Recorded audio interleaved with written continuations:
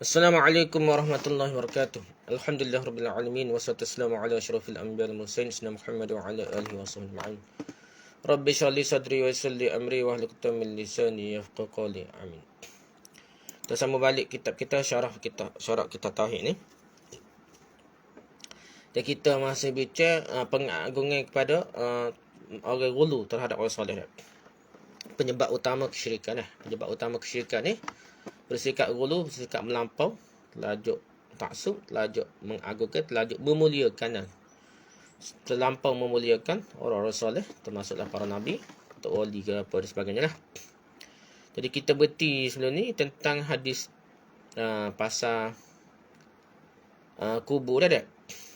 Ali bin Abi Talib mengatakan, "Ala ab'athuka ala ma ba'athani alaihi Rasulullah sallallahu alaihi wasallam, alla tada' timsalan illa tamastahu wala qabran musyrifan illa sawaitahu." Maukah kamu aku beri tugas pada kamu lah sebagai tugas yang pernah diberikan oleh Rasulullah SAW padaku. Janganlah engkau tinggalkan patung sampai kamu hancurkannya. La tada' timsalan illa tamastahu. Dan jangan biarkan kuburan yang tinggi sampai kamu meratakannya. Wala qabran musyrifan illa sawaitahu. Hadis riwayat Ahmad, Muslim . Dalam hadis ni perintah menghancurkan patung dengan perintah rata kubur tu kerana ada kaitan dengan syirik. Sebab apa? Sebab rata berhala, sebab orang sembah berhala. Kenapa rata kubur? Sebab orang sembah kubur . Jadi jangan kata tak ada semua kubur. Memang ada semua kubur dah. Dan sebenarnya sebelum sembah berhala, semua kubur dulu. Dia raja buat patung nak kita letak tempat jauh, baru dia buat berhala patung. Sebelum tu dia akan sembah kubur dah. Selain itu, dalam banyak hadis yang lain, Nabi juga melarang kuburan di semen. Kuburan ni buat blender ke apa ke, buat bangunan ke apa ke, haram berlaku buat kubur ke haram dah. Kalau kira memang haram dah, tu ada hasanya. Lepas tu orang berhujah dengan kubur Nabi dah. Kubur Nabi tu besar tu, jadi start zaman dulu tu pun bukan zaman salafus salih dah. Jadi dia besar pun dulu tidak gitu. Lepas tu dia besar nak guna, kita kata dah terpaksa dah. Tapi sekat seolah-olah tu bukan masjid lah, kena terpaksa besar depan zaman dulu tu. Jadi termasuk dengan bilik Aisyah. Sebenarnya bukan kabin, ke rumah. Dulu pun dia tertutup dengan rumah. Bangunan itu lah kira dah. Tapi dia tu bukan kubur Nabi saja, dia besar dah. Dia termasuk kubur Abah Kaumah satu bilik lah, satu rumah. Kita kata rumah dah. Sebenarnya bukan kubur bangunan untuk kubur, tapi bangunan rumah kalau kira sebenarnya. Okey, dapatlah yang pentingnya. Jadi sebenarnya tu bukan hujah lah. Kerana hadis tu sahih dan sharih terang. Kita kena pakai hadis dulu. Hak Nabi tu kan terpaksa. Kalau terpaksa tempat lain tu buat macam bukan untuk kubur khusus dah. Dia buat besar, termasuk banyak-banyak kubur tu. Mungkin dimaafkan macam kubur Nabi lah dah. Tapi bukan bermaksud untuk membesarkan kubur dah. Ada hikmah mungkin di sebalik apa yang terjadi pada kubur Nabi sallallahu alaihi wasallam, dan orang lain tidak boleh berhujah nak buat serupa dengan kubur Nabi dah. Jangan. Okey, selain itu banyak hadis lain. Nabi larang kubur di semen, Nabi larang kubur ditulis. Kubur tulis tak boleh dah. Ni waktu ada di kubur yang terkenal di Hadramaut tu. Ada buat macam tugu dah. Ganti berhala, tulis apa-apa banyak kagak dah. Tulis pun ditulis pasal gamu ke musrifan kaum negara maksudnya. Maksudnya boleh ada tasarruf, ada kemampuan untuk tunai hajat lah dah. Dalam kaum tu maksudnya benda yang akan tasarruf kun, maksudnya benda yang boleh kun lah. Kun ni nak maksudnya ada boleh tunai hajat apa dah ada di kubur situ dan mereka buat upacara di Hadramaut dengan keadaan tidak ada orang yang menentangnya. Ada hak menentang kena pula lah, kena gelai dah.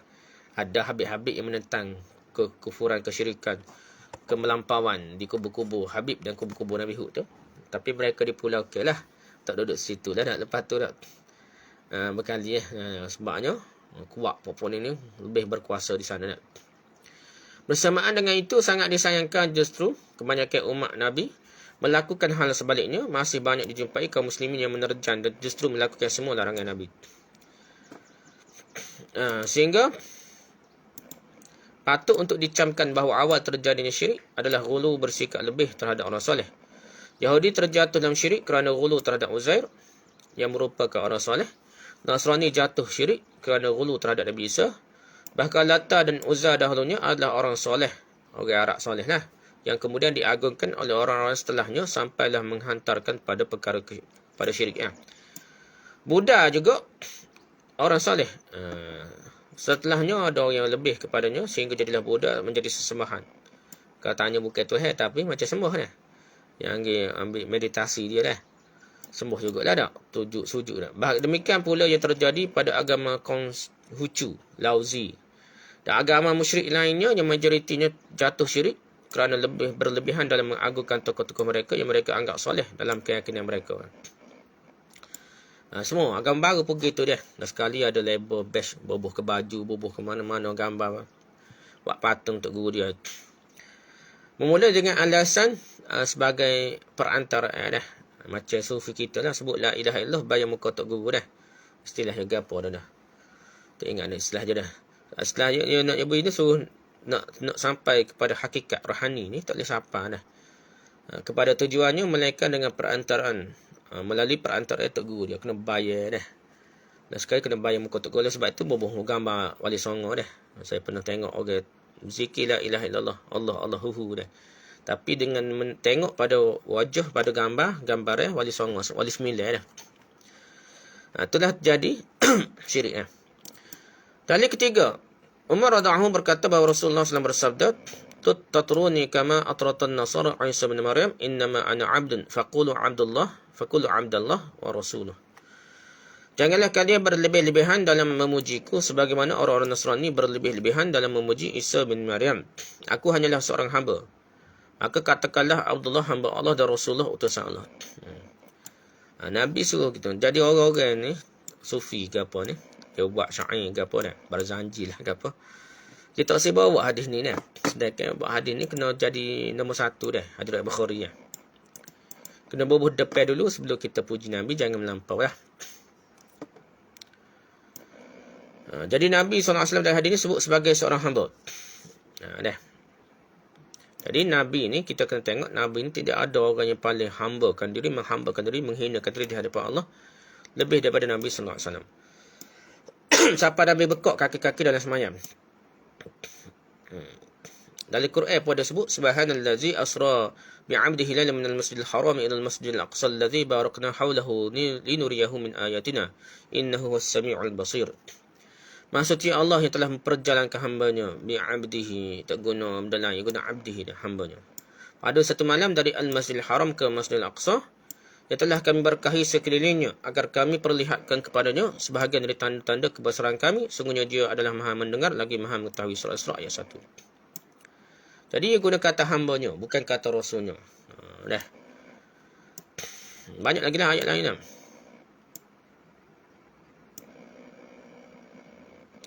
Jadi guna hamba kami dah. Dalam ayat lain pun guna hamba kami. Wa annahu lamma qama 'Abdullah yad'uhu kadu yakunu 'alaihi libada. Dan bahawasanya tak kala hamba Allah berdiri, yakni Nabi Muhammad lah, menyembahnya, mengerjakan ibadah. Hampir saja jin-jin itu terdesak-mendesak mengerumuninya, mekum pada Nabi lah. Surah Al-Jin ayat 19. Jadi dia poin ni jadi hamba dah.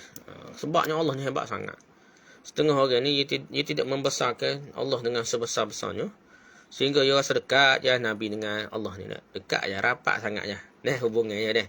Tidak, Allah tu sangat jauh, sangat-sangat hebat dah, sangat-sangat agung. Nabi pun sangat-sangat jauh. Hambanya yang sangat kerdil di hadapan Allah SWT. Kena bawa situ ke tidak ke?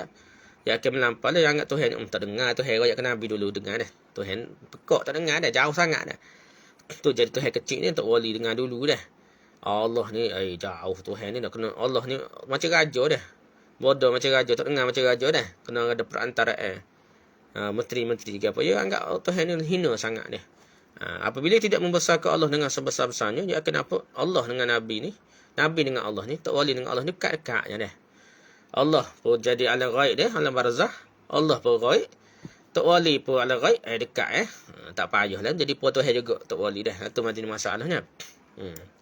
Jadi banyak sifat-sifat kemanusiaan Nabi ni Allah suruh ingat. Makan, minum, buat hajat, ibadah, nikah, tidur, anak, lupa dah, sakit, luka dah.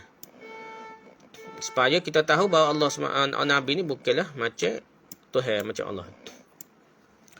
Jadi kita tahulah Nabi ni manusia biasa saja. Semuanya diangkat menjadi rasul dah, menjadi rasul. Dan tidak boleh diangkat menjadi Nabi. Jadi Burdah Al-Busiri dah. Al-Busiri ni terkenal Al-Burdah dia tu. Orang tarikat sufi ke apa ni. Berhimna lah. Burdah Busiri ni. Ada Burdah dia. Fa'inna min jurikad dunya wa darrataha wa min ulumika ilman lahi wal qalam. Sesungguhnya di antara kedermawananmu, jurika dah. Derma Nabi ni sifat kedermawan Nabi adalah dunia dan akhirat. Ad-dunya wa darrataha.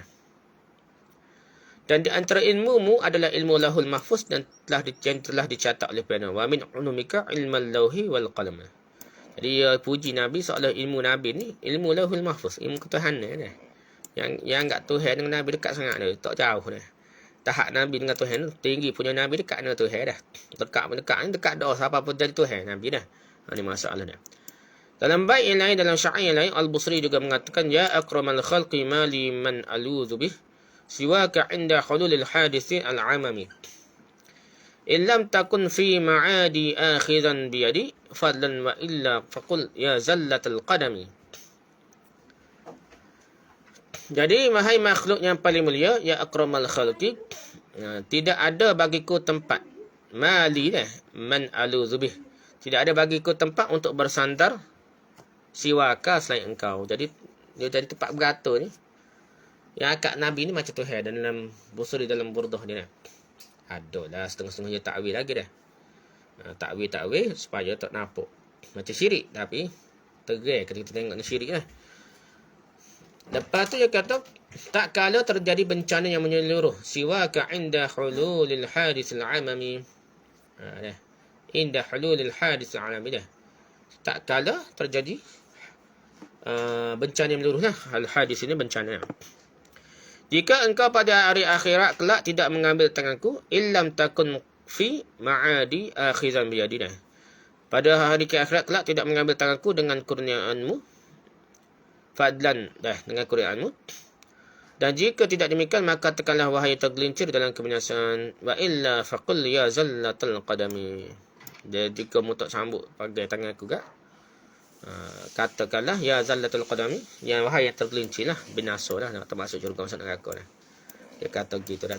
Jadi dia seolah-olah anggap Nabi ni waktu lah terus direct minta Nabi terus seolah Nabi dengar dulu sebelum Allah. Nabi ni maha mendengar berbanding Allah. Jadi gitulah masalahnya. Ataupun sama pun tak boleh tak boleh. Kita kena ingat yang paling berkuasanya Allah. Kena anggap Allah ni sangat-sangat hebat dah. Baik syair tersebut jelaslah syiriknya. Kerana hak Allah tidak boleh kita nisbahkan pada selain Allah. Pada Nabi pun tak boleh. Tak boleh kita angkat Nabi hingga derajat ketahanan. Ini adalah kekufuran yang nyatalah, kafir sungguh. Bukan kafir buat lolok dah. Para sahabat telah mencontohkan bagaimana mereka muliakan Nabi. Bersamaan dengan itu mereka tidaklah berlebih-lebihan.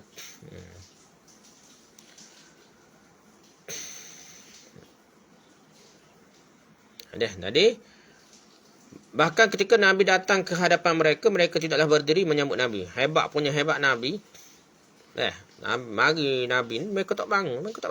Sahabat-sahabat ni bukan kita ni tak guru ke. Pemimpin ke mari kita pakat berdiri dah. Cakap royak kita bukan sunnah Nabi lagi. Supaya tolong lah. Tempat jabatan agama ke, isi-isi agama pun buat gitu juga dah. Bercanggah dengan hadis Nabi dah. Bercanggah dengan sunnah Nabi, dan Nabi tidak mahu berdiri, tidak mahu orang lain berdiri ketika Nabi datang. Tiba-tiba kita dah buat main-main dah. Setara ulama, setara tok guru, setara pemimpin kita buat gitu. Nabi lebih lagi terjadi syirik dia. Sedangkan sahabat ni tak akan berdiri kalau Nabi mari dah. Dan Anas radhiyallahu dia berkata, "Ma kana syakhsun ahabba ilaihim ru'yatan minan nabi sallallahu alaihi wasallam wa kanu Bahkan idza ra'awhu lam yaqumu ilaihi lima ya'lamuna annahu an ya'lamun an karahiyatihi lidzalika. Tidak ada seorang pun yang lebih mereka para sahabat cintai saat melihatnya daripada Nabi sallallahu alaihi wasallam. Jadi sahabat ni tak adalah paling cinta dia. Telajuk cinta kepada Nabi dia. Tetapi jika melihat beliau, sahabat-sahabat tengok Nabi, mereka tidak akan berdiri, tidak pernah berdiri kerana tahu kebencian beliau atas hal itu dia. Sahabat tak berdiri, Nabi pergi tak berdiri suri abu dah.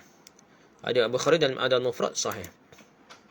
Ada dalam kitab Sahih Bukhari pun ada ni. Bukan ada Mufrad saja dah.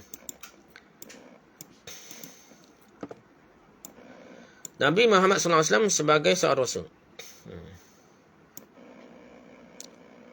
Jadi dalam Quran disebut ke innama ana basyarun mislukum yuha ilayya annama ilahukum ilahu wahid. Katakanlah sungguhnya aku ini manusia biasa seperti kamu yang diwahyukan padaku bahawa sungguhnya Tuhan kami itu adalah Tuhan yang esa. Surah Al-Kahfi ayat 110.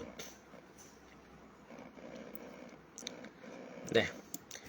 Jadi Nabi ni manusia dah. Bukannya Tuhan dah. Kena ingatlah memang ada dan masuk ke negara kita pun golongan Berawi. Dia tak buat nama Berawi tapi pakai serba hijau lawak pondok ke apa dah. Begitu juga tasawuf daripada Hadramaut Yaman. Dia ada bawa tepak dah. Dia telah masuk ke negara kita yang bersempat melampau kepada Nabi sallallahu alaihi wasallam dia.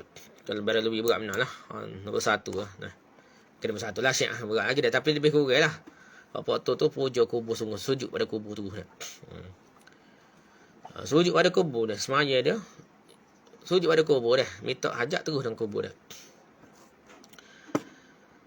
Kerana Nabi Muhammad SAW adalah seorang Rasul, maka di antara konsekuensi yang berlaku bagi umatnya terhadap beliau adalah membenarkan perkataan Nabi, menjalankan perintah Nabi, menjauhi larangannya, tidak beribadah kecuali dengan syarat yang disampaikan oleh Nabi.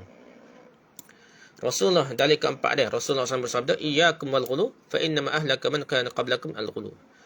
Jauhilah oleh kalian sikap berlebih-lebihan kerana sungguhnya sikap berlebih-lebihan itulah yang telah membinasa ke orang-orang sebelum kalian. Dalam Sahih Muslim, Ibn Mas'ud berkata bahawa Rasulullah SAW bersabda, halakal mutanatti'un. Qalaha salasat. Binasalah orang bersikap berlebih-lebihan. Diulanginya ucapan itu 3 kali. Jadi berlebih-lebih pun tak boleh. Kita agama ni biasa demo molek serupa dengan sunnah Nabi dah. Kita jangan lebih. Walaupun dalam perkara lain, tambahlah perkara mengagungkan Nabi tu lagi bahaya dah. Perkara ibadah lain pun tak boleh. Contohnya pada haji ni. Dari Ibn Abbas radhiyallahu anhu, beliau berkata Rasulullah sallallahu alaihi wasallam bersabda pada siang hari melempar Jamratul Aqabah di atas unta beliau.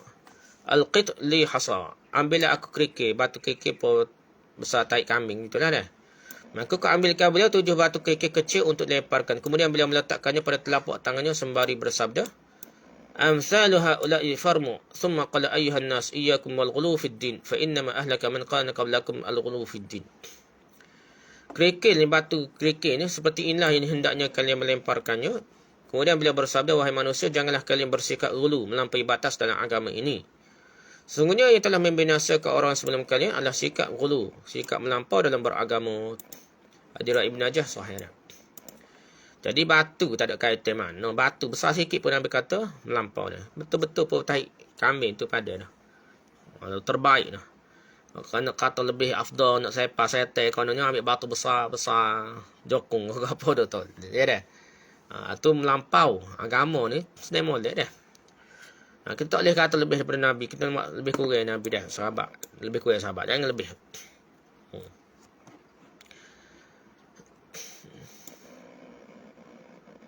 Jadi besar batu besar pun dikira melampau dah.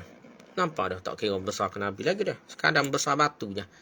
Kena anggap lebih sunat, lebih afdal lah. Saya lepas batu setan ni besar lagi dah tak boleh dah. Jadi ada satu perkataan Ibn Abbas yang menceritakan kisah Nabi Ibrahim AS. An Ibn Abbas radhiyallahu anhuma rafa'ahu ila Nabi sallallahu alaihi wasallam qala Lamma ata Ibrahim khalilullah al-manasika arada lahu asy-syaitanu 'inda jamratil 'aqabati faramahu bi sab'i hasayatin hatta sakha fil ardi thumma 'arada lahu 'inda al-jamrati sadih faramahu bi sab'i hasayatin hatta sakha fil ardi ثم عرض له عند الجمرة الثالثة فرماه ب7 حصيات حتى ساخ في الأرض. قال ابن عباس الشيطان ترجمون فملة أبيكم إبراهيم تتبعون. Ibn Abbas radhiyallahu beliau menisbahkan perintah ini kepada Nabi SAW. Ketika Ibrahim kekasih Allah melakukan ibadah haji, tiba-tiba Iblis menampakkan diri di hadapan beliau di Jamratul Aqabah. Lalu Ibrahim melempari syaitan itu dengan 7 batu kerikil. Batu kecil, batu kerikil. Nabi Ibrahim lagi dah. Hingga Iblis itu pun masuk ke tanah. Nah, Iblis itu menampakkan dirinya kembali di Jamratul Qudwa. Jangan sembelih anak tu lah. Ya halal Nabi Ibrahim daripada nak sembelih anak dia dah. Lalu Ibrahim melempari syaitan itu kembali dengan 7 kerikil lagi. Hingga Iblis itu pun masuk ke tanah semula dah. Kerana Iblis menampakkan dirinya kembali di Jamratul ketiga dah. Jamratul Jamratul Aqabah, Jamratul Wusta, Jamratul Ula, agak pada gitulah. Dulu.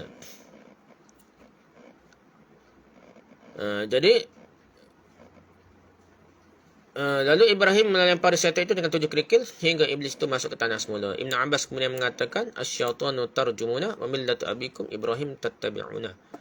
Kalian merajam syaitan bersama dengan itu dengan melempar jamrah, kalian mengikuti agama ayah kalian Ibrahim, ayah tok nenek kita, tok nenek kita utama itu Nabi Ibrahim lah. Hadis Ibnu Khuzaimah Al-Hakim disahihkan oleh Syekh Albani dalam Sahih Targhib wa Tarhib. Asal tersebut sahih, hanya saja orang keliru dalam memahaminya. Kerana Ibn Abbas bukan maksudkan dengan melempar jamrah seakan-akan syaitan itu benar-benar terikat di tugu jamrah. Mungkin tokoh gitu dah.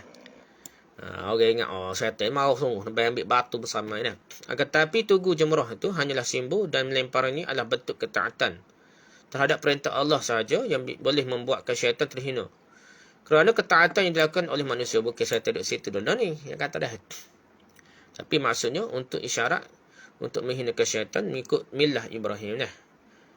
Adapun syariat melempar jamrah adalah dengan batu kerikil kecil saja, tidak boleh berlebihan dan bersikap gulu sehingga menggunakan batu besar. Jadi semua kau kita jangan gulu dah. Terkenal lah dalam hadis lah, cerita 3 orang sahabat Nabi. Dah. Jadi dia ni kita nak baca pun panjang harap ni. Dia kata Nabi ni dia nak buat lebih lah dah. Lepas ni kita baca dia nak.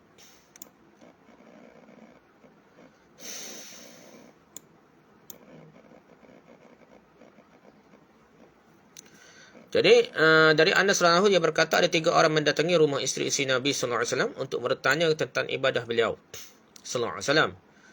Lalu setelah mereka diberitahukan tentang ibadah beliau sallallahu alaihi wasallam, mereka menganggap ibadah beliau itu sedikit sekali. Mereka mencekik je Nabi buat ibadah. Dia molek dia ayat gitu ke Nabi dah. Mereka berkata kita ini tidak ada apa-apa dibandingkan dengan Nabi sallallahu alaihi wasallam. Beliau sallallahu alaihi wasallam telah diberikan keampunan atas semua dosa-dosanya baik yang telah lalu maupun yang akan datang. Salah seorang dari mereka mengatakan adapun saya maka saya akan solat malam selama-lamanya, tak tidur dah. Lalu orang yang lainnya menimpali adapun saya maka sungguh saya akan puasa terus-menerus tanpa berbuka. Kemudian yang lain lagi berkata sedangkan saya akan menjauhi wanita, saya tidak akan menikah selama-lamanya. Kemudian Rasulullah SAW mendatangi mereka, saya bersabda benarkah kalian yang telah berkata begini dan begitu? Demi Allah sungguhnya aku adalah orang yang paling takut pada Allah dan paling bertakwa kepadanya di antara kalian, akan tapi aku berpuasa dan aku juga berbuka. Tidak puasa dah, ada masa Nabi tak puasa dah. Aku solat malam dan aku juga tidur. Dan aku juga menikahi wanita. Maka barang siapa tidak menikahi sunnahku, maka ia tidak termasuk golonganku. Hadir Al-Bukhari ni Muslim. Jadi Nabi marah ni. Nabi marah. Tak boleh kita ni, tak boleh melampau. Benda tu tak ada bid'ah ke apa. Bukan besar kubur dah. Ibadah biasa, semaya puasa biasa pun tak boleh melampau. Ni ikut Nabi ajar sekat tu saja. Sebab itu kita ni tak usahlah amal selawat pelik-pelik, zikir pelik-pelik dah.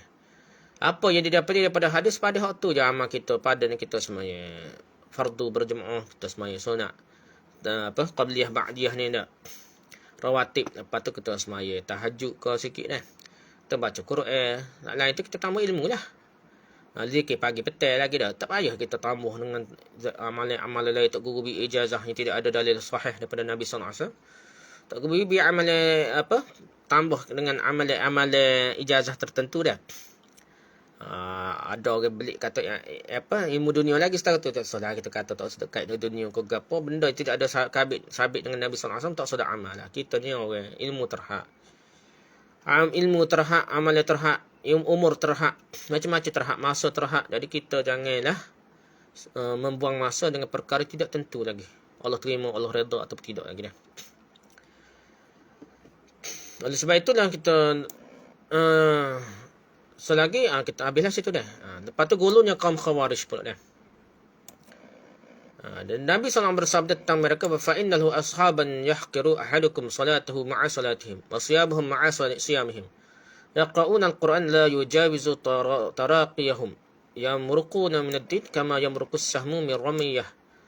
Ayatuhum rajulun aswadu ahda adudaihi mislu sadil mar'ah aw misla al-bad'ah tadardaru wa yakhrujuna ala hina furqatin minan nas. Khawarij ni siapa dia? Dia memiliki kelompok ibadah. Dia memiliki kelompok yang ibadah mereka jangan apa? Fa inna lahu ashaban yahqiru ahadukum salatuhu. Dan mereka ni kelompok ibadah lah yang sangat rajin lah. Sehingga kalian akan meremehkan solat kalian jika dibandingkan dengan solat mereka dah. Yahqiru ahadukum salatahu ma'a salatihim. Semaya, oh hebat semaya dia. Orang bukan sahabat ni dah tabi'in lepas tu dah. Mereka ni semaya mengalahkan sahabat ni. Wasiyamahu ma'asiyahim. Solat mereka meremehkan puasa kalian jika dibandingkan puasa mereka dah. Jadi kalau tu sahabat ni kita tak boleh nak ambak dah jah-jenak ni kita ni. Sahabat pun kalah dengan ibadah perempuan ni dah. Kita pun jangan tertipu lah. Betul-betul panggil dia tok wali tok guru kat. Semaya nampak pakai serban besar tu, tasbih besar. Nampak duk cerita dia keramat dia, amal ibadah dia, jangan tertipu dah. Kalau dia tidak menipu setengah mana ibadah sungguh pun, kita tengok sunnah Nabi dah, tengok tak lebih dah. Mereka membaca Quran namun tidak melewati tenggorokan mereka dah. Tak masuk dalam dada, faham molek dalam kepala, faham molek dak. Nah.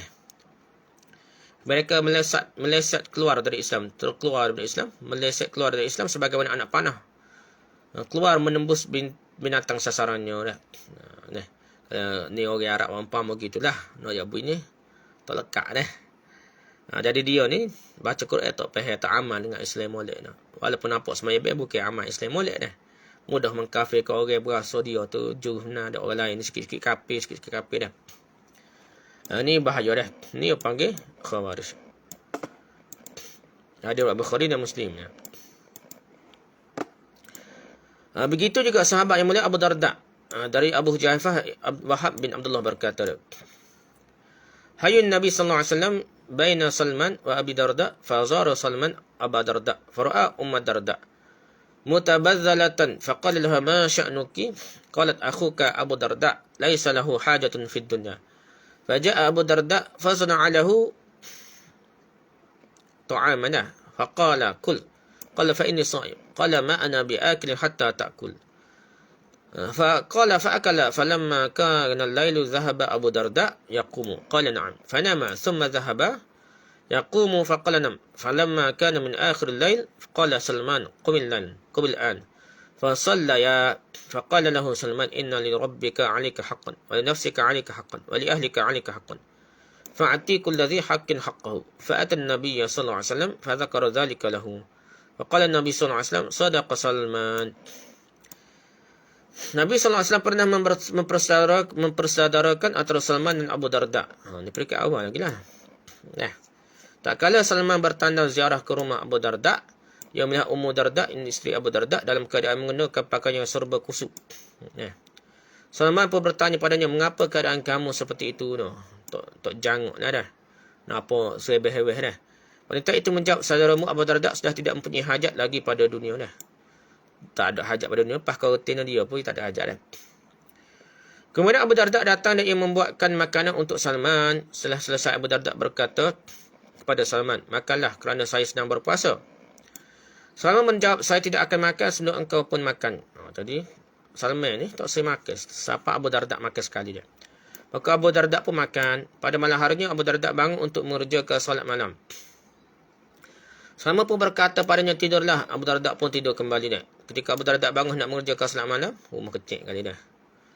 Nak bangun tu bukan bangun semaya lah, keluar aku kena sikit dah tepat. Jadi nampak ke Salman, suruh tidur balik dah. Salman lagi berkata padanya, tidurlah hingga pada akhir malam, dekat hujung-hujung malam dah, 1/3 malam kau apa. Salman berkata, bangunlah. Lalu mereka solat bersama-sama, dua-dua semaya lah. Bukan tak semaya lah. So, semaya tidak banyak mana. Tidak tak tidur malam dah. Setelah itu Salman berkata padanya, sungguhnya bagi Rabbmu ada hak, bagi dirimu ada hak, dan bagi keluargamu juga ada hak. Maka penuhilah masing-masing hak tersebut. Kemudian Abu Darda mendatangi Nabi SAW lalu menceritakan apa yang baru saja terjadi. Beliau lantas bersabda, Nabi kata apa? Salman itu benar. Hadis Bukhari. Jadi melampau dalam ibadah pun tak boleh, dalam muamalah pun tak boleh kan. Halal haram pun tak boleh, benda yang halal ni kata haram. Benda haram kata halal tu memang tak boleh nak. Ni halal kata haram ni nak masalah dah. Terlampau berhati-hati dah. Ni tak boleh orang Cina jual apa tak boleh, orang ni tak tahu Arab pun. Jadi banyak kara lah sehingga kita payah bermuamalat dah. Molek lah kita cari tempat lebih baik. Cuma ni kita boleh kata haram, kita boleh memudah mengharamkan yang halal lah. Begitu juga sikap berlebihan dalam adat dan tradisi, adat istiazat. Kadang-kadang ada ngatik dan tahlil macam-macam lah. Dia akan jadi syirik bid'ah. Hulu dalam akidah juga, sekarang setengah tu dia terlajak melampau untuk menjaga Allah SWT tanzih. Last sekali dia menafikan sifat Allah jadi mu'attilah. Begitu juga setengah tu dia takut Allah jadi kita ni. Dia kata tak boleh salah ke Tuhan dah. Kita salah kita lah belakang dah. Last sekali dia kata Allah tak ada kuasa, kita ikhtiar kita sendiri, kita buat sendiri dah. Jadi tidak ada kuasa kait dengan kuasa Tuhan. Dah. Jadi kita buat dengan kuasa kita sendiri dah. Tolak takdir dah. Dan sebagainya lah.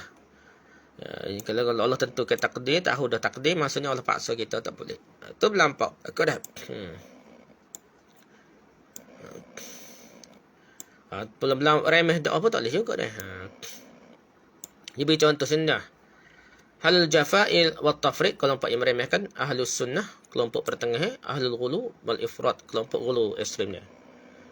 Contohnya, pertengahan ni ahli sunnah. Seluruh sifat Allah yang ada, namun tidak sama dengan sifat manusia. Tak boleh kata Allah ada tangan tak, serupa dengan makhluk, tidak. Katalah Allah mendengar lah. Kalau kita belajar sehari, mendengar ni mesti ada alat penerima dengar. Dia kena guna gelombang bunyi, dan mesti gelombang membujur. Gelombang melintas tak boleh, bukan mendengar kalau gelombang melintas dah. Banyak lah kita usul guna kaedah sains. Jadi kita kata mendengar tidak seperti makhluk, tak guna sistem sains biasa dah. Musyabbihah pula, melampau pula, dia kata serupa lah dengan makhluk ni dah. Tangan berkali juga. Berkali serupa tangan manusia je bubuh dah. Ni tak boleh. Ni melampau. Terlampau beremeh pula dah. Sifat senang melampau juga dah. Terlampau tolak sifat Allah ni, dia sekali tolak semua sifat Allah ni. Contohnya Jahmiyah Mu'tazilah, Kulabiyah Sya'riyah Maturidiyah, setengah-setengah tu melampau juga dah. Takut serupa dengan makhluk, Allah tidak bertempat lah. Allah kata dah, Allah istiwa atas arasy, kata dia kata nanti Allah ni pada di atas hawa. Siapa dia kata di atas hawa ni tak? Dia buat gambar macam gambar orang kafir tok Nabi Isa gapo di atas hawa. Dia anggap gitu dah. Dia kata Allah ni macam dewa-dewa dah. Tak usah lah kata gitu. Bila kata gitu, kata terima sebagaimana nas yang datang, kita terima hakikatnya. Kaifa jangan nak bincang. Yang kedua takdir dia. Al-sunnah, manusia ni ada kehendak, ada ikhtiar. Tapi semua tu di bawah kehendak Allah Taala, dan kita nak pun dengan izin Allah, dengan kehendak Allah. Jabariyah pula kata melampau. Manusia tak ada kehendak langsung dah. Seperti bulu terbang kat angin. Ikhtiar gapo tak semua mikirlah, tak lihat gapo dah kita dah. Semua salah Allah dah. Qadariyah pula, kehendak manusia bebas daripada kehendak Allah. Pelaku dosa besar pula ada dua jenis ni. Ahli sunnah kata beriman tak kafir lagi, tapi imannya kurang, fasik dia. Khawarij pula melampau, kata pelaku dosa besar kafir. Mu'tazilah kata pelaku dosa besar tidak beriman, tidak boleh kafir, manzilah bainal manzilatain ini, tapi masuk neraka, kekal neraka tak. Di Khawarij Mu'tazilah melampau. Murji'ah pula buat dosa besar ke iman sempurna lagi. Ahlul Bait contohnya. Ahlul Bait pula Ahlus Sunnah dan Jemaah cintai Ahlul Bait tapi tidak berlebihan. Syiah pula cinta Ahlul Bait berlebihan melampau sampai menuhai perada dah. Nasibah pula benci Ahlul Bait ni. Ini jaga zaman dulu, zaman politik dulu lah nasibah dia. Kedudukan Nabi Ahlus Sunnah wal Jemaah manusia termulia tapi beliau bukan Tuhan. Sebahagai sufi anggap hakikat insan nak bicara, insanun kamil. Itu sebenarnya istilah-istilah tasawuf batiniyah. Seperti perkataan Al-Busiri, sehingga mereka angkat Nabi ni macam Tuhan dah. Ataupun Tuhan kecil. Kaum liberal pula merendahkan Nabi. Anggap hukum Nabi ni ijtihad saja. Yang relevan pada masa zaman Nabi saja, tidak zaman sekarang. Oleh sebab itu mereka meremehkan hadis-hadis Nabi lah. Kita percaya hadis Nabi ni tolak. Banyak kali tolak. Atau tolak belakang atau banyak dia tolak lah. Ataupun tidak ada nilai. Kalau kita tak ada. Itu Nabi ijtihad zaman dia. Kita kena ijtihad berdasar Quran dan zaman sekarang lah. Itu melampau pokoknya. Melampau meremehkan lah. Karamah para wali gapo-gapo ni Ahlus Sunnah wal Jemaah menetapkan karamah namun tidak berlebihan. Mu'tazilah tolak karamah. Sufi karamah ni lebih ni. Buku dia kalau kita baca buku tentang karamah ni, Karamatul Auliya dah. Karamah para wali ni kita anggap macam Tuhan lah dah. Dagestani lah gapo boleh selamat orang nak lemah. Kapan nak karam dah. Ya benda tu cerita-cerita ni tahap Tuhan ni nak. Minta hajat tahu mati mana dah. Cerita pasal Nazim Al-Qubrusi dah. Dia boleh tahu dia mati bila, dia ready nak mati dah. Begitu je Habib Muzi lah, Habib apa dah. Jadi kita tengok, cerita ni melampau ni dah. Cerita Yaqazah dengan Nabi, jumpa Nabi wayak khasiat. Kopi ni tahun 10 Hijrah berada dah. 10 Hijrah, 1000 Masihi ke atas lah dah. Nabi 900 Masihi dah. Lepas 400 tahun lebih tu baru timbul dah. Baru timbulnya kopi. Tiba-tiba ya ada khasiat kopi, Nabi suruh minum kopi, ada khasiat tertentu, ada fadilat tertentu dah. Ni melampau lah sufi dah. Ahli sunnah ni tentang wali pula. Wali ni hanyalah boleh diperolehi dengan ketakwaan dan amal soleh. Namun wali tidaklah maksum. Bukanlah kerana karamah dia. Tak ada karamah pun dia jadi wali juga. Kita tak tahu karamah dia dah. Dia bukan kerana karamah tertentu. Setengah sufi ni nak suruh karamah, dia belajar kitab sihir dah. Dia amalkan sihir-sihir. Oleh sebab itu kitab Al-Buni dah. Tajuk mulut kau kitab-kitab sihir lain dia belajar dah. Dia baca buku-buku, lepas tu berasa pelik berasa wali dah. Dia berasa wali, anak murid dia pun dia berasa dia wali dah. Kita tak cara kita Ahli Sunnah ni dah. Kita baca Quran, kita semayang, kita tak ayat korang, kita tak ayat ke anak murid kita tak ayat ke siapa-siapa, kita ni soleh dah. Kita pakai biasa, kita tak tunjuk gila nak tunggu orang tak wali ni. Tasawuf ni siapa kau kena tunjuk gila dia baru jadi wali dah. Tok guru dia tak kena akak kain dah. Nampak spendo saja baru jadi wali dah. Dia kena tunjuk benda pelik dah. Kita ni tak cara menang kita Ahli Sunnah ni. Wali tu dia dengan Allah. Kalau dia wali, kita bukan ikut dia, kita kena sunnah Nabi dah. Wali kita saya dia kerana dia soleh gitulah. Tapi nak ikut bukan ikut dia, ikut ilmu dia berdasarkan sunnah Nabi. Bukanlah semata-mata dia. Kalau dia jadi wali gila, bukan kita nak cium tangan dia. Dia wali tak perlu kita cium tangan dah. Dia jadi gila sungguh dia. Jadi wali tak tahu wali ke tak. Dia dimaafkanlah. Dia dengan Allah tu dekat ikut dia lah. Bukan maksudnya kena wali kena berkat dan cium tangan dia. Busuk bangang tak mandi dia. Makan benda kotor ke apa. Oh gila dia. Jadi kita ni pertengahan relax. Tapi kalau sufi dulu, wali ni mesti maksum. Tak boleh salah sikit abuk dah. Bahkan sebagian mereka menganggap kedudukan wali lebih tinggi daripada Nabi dan Rasulnya dah. Ibn Arabi kata gapo berkafir kufur setengah mana pun beli. Tak maksud yang lain dah. Tapi Ibn Taymiyah tak kata. Dia nukil perkataan orang sesat. Dan kata Ibn Taymiyah kata pula dah. Tak mudah pun kata ke Ibn Taymiyah dah. Sufi ya, tok guru dia, tok wali dia, Ibn Arabi ke apa, kehir juga tak jadi. Tu. Padahal kita tengok martabak 7 tu macam logos ni, macam unsur-unsur tasawuf falsafi, unsur falsafah. Dia ada unsur kerohanian secara falsafah bersatu dengan alam ni, wahdatul wujud ni. Ya takwil lah.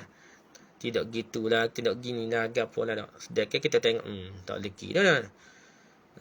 Ada pula dia kata tahap tinggi lah, PhD pada dia dah. Tasawuf tahap tinggi dah.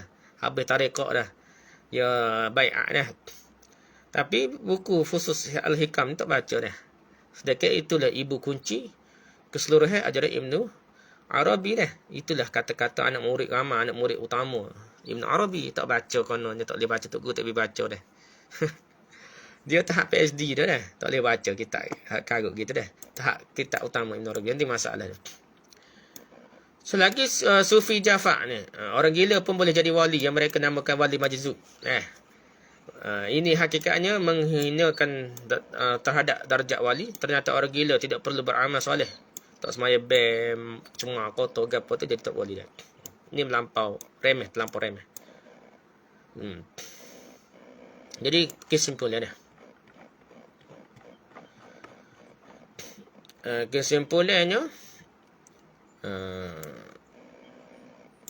musyrik ni muncul di muka bumi adalah kerana sikap berlebih-lebihan terhadap orang soleh. Itu poin penting. Itu kebanyakan memang gitulah. Agama baru ni pula agama baru kita tengok. Kebanyakannya memang gitu dah. Memang majoriti 99% je dah. Menuhai pengasah dia dah.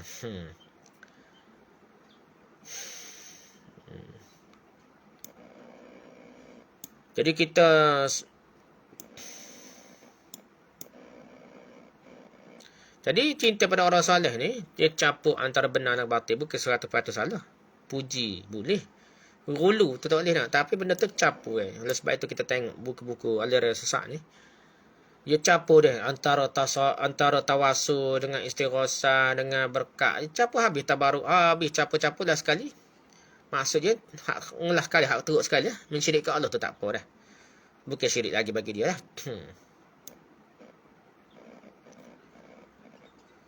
Jadi ada setengah orang soleh ni baik. Hadramaut ke apa, habib-habib dia dulu soleh dan tidak bermaksud mengangkat diri sendiri, tapi anak murid ke dia ni akak diri dia jadi Tuhan. Ada dah. Tok Guru tidak sampai tahap tu dah. Syekh Abdul Qadir Al-Jazani tidak sampai tahap tu. Dia orang soleh, terkenal soleh. Tapi cerita lepas tu, orang anak murid dia, kadang-kadang bukan anak murid dia, orang-orang yang taksub dengan dia tu, rekod-rekod cerita keramat dia lebih hak pula dah. Potohai jadi.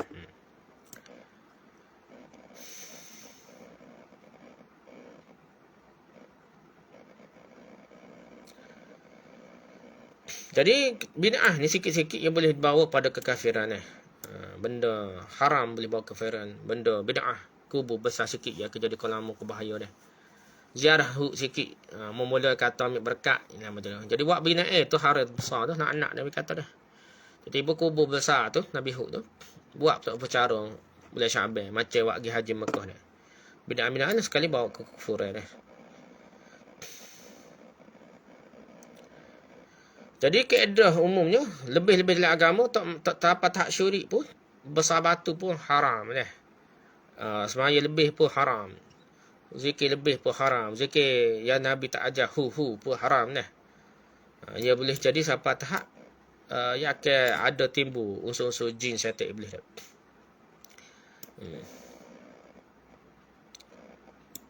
Jadi perbuatan sering mendatangi kuburan dengan niat untuk satu amal soleh tu haram, dah bahaya dah.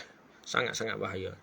Kubur ni kita pergi sementara-sementara, bukan satu upacara khusus, ritual khusus. Sekadar bisa lihat dia pada. Jangan buat satu upacara hari raya macam bulan Syaban di kubur Nabi Hud. Tak boleh dah. Jadi kubur kena peracur, patung kena peracur kerana dia boleh membawa kepada syirik.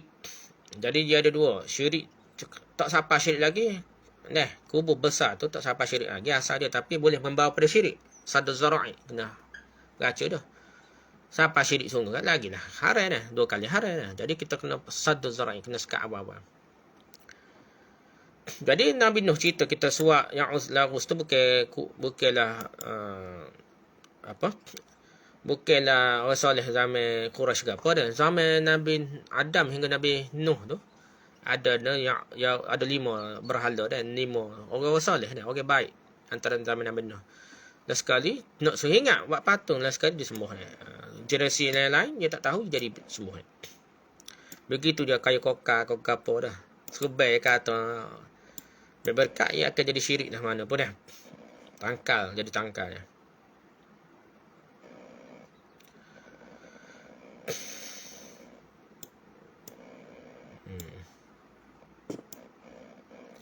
So lagi berlebih orang soleh ni, dia buat orang soleh ni boleh beri syafaat dah. Syafaat tu bukan minta dengan Allah.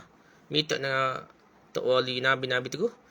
Allah tak dengar dah. Jadi minta dengan tok wali supaya beri syafaat mereka dia. Jadi yang anggap Allah ni pekak macam raja kita tak dengar lah. Kalau tak guna orang tengah menteri ke apa dah. Jadi yang anggap Tuhan ni bodoh macam manusia makhluk dah. Macam raja dah. Jadi Allah ni sangat hebat. Kalau kita membesarkan Allah dengan sebesar-besarnya, sangat hebat Allah ni. Kita anggap kecil Nabi ni. Walaupun darjat Nabi dekat dengan Allah, tapi sangat-sangat jauh lagi dengan Allah SWT. Kerana Allah terlajak hebat. Terlampau hebat Allah ni. Maha hebat.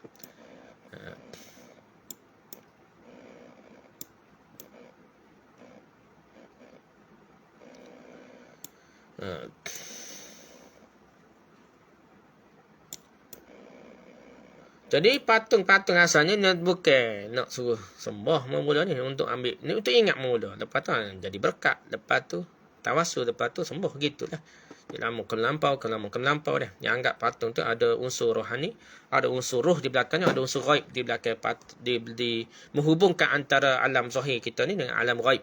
Patung tu jadi ilmu tu hilang sikit-sikit sebanyak lah sekali jadi semakin melampau dia. Jadi itulah beberapa perkara tentang ghulu fis salihin, melampau pada orang yang soleh boleh membawa pada syirik. Jadi benda ni kena sebar, kena cerita, kena jadi ramai arti-arti kita terpengaruh dengan tok guru mereka kena masuk TV dah, ustaz-ustaz daripada Hadramaut lagi apa. Sehingga mereka pergi upacara ritual membesarkan kubur, perayaan di kubur yang Nabi larang sebelum ni. Di kubur Nabi Hud. Benda-benda itulah kita rasa bahaya dalam masyarakat kita. Jadi kita mesti berjuang untuk menentang perkara-perkara syirik dalam masyarakat. Wallahu a'lam. Subhanakallah wa bihamdika, subhanakallah wa bihamdika, asyhadu an la ilaha illa anta, astaghfiruka wa atubu ilaik. Assalamualaikum warahmatullahi wabarakatuh.